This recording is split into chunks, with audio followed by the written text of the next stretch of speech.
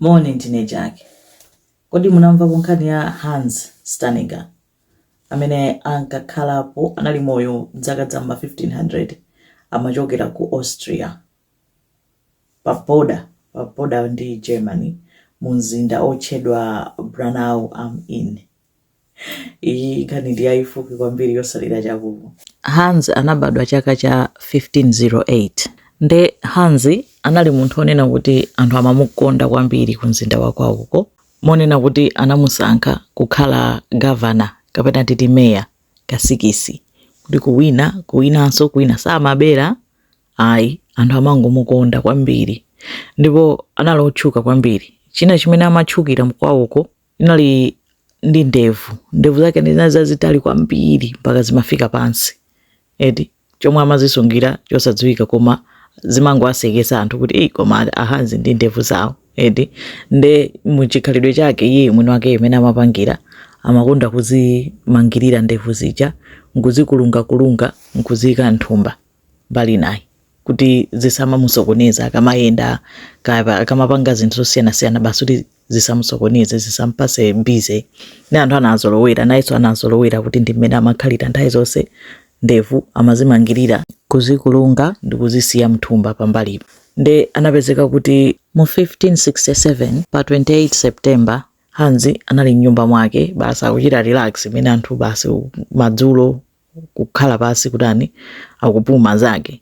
Kenako anazamva wisiro kunena kuti kuli moto kumayaka moto, kuti anthu athawe mzinda kunali moto osadziwika bwino. Nde Hans anadzambatuka pamene paja kuyamba kuti athawe. Nde anali ali mmwamba nyumba mwakemo, anali upstairs, amayenera kuthamanga kuti akapite pa stairs paja akatsike. Nde anathamanga Hans uja kufika pamwamba pa stairs paja kuti ayambe kutsika, koma vuto lake fachota anali kuti ali relaxed, samalabadira china chilichonse, nthawi inali itatha samapita kulikonse.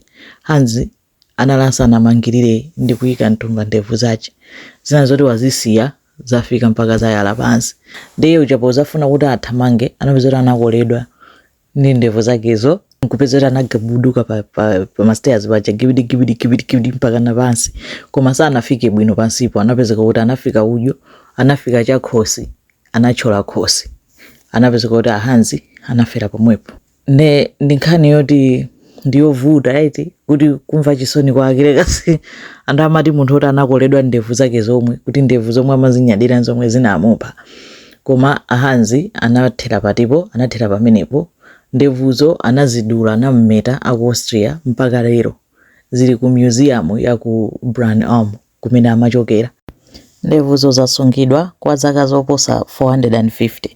Anazika pa display, anthu amapita ukaona ndevu za Hans zimene zinawaphetsa. Kwawo kuli mastatue ambirimbiri kumpatsa ulemu chifukwa anthu akamukonda abeti. Mastatue akewo anamuyikira ndi ndevu zakezo. Ndiye mukamasunga ndevu osayiwala kuzikulunga nkuyika nthumba. Zikomo kwambiri.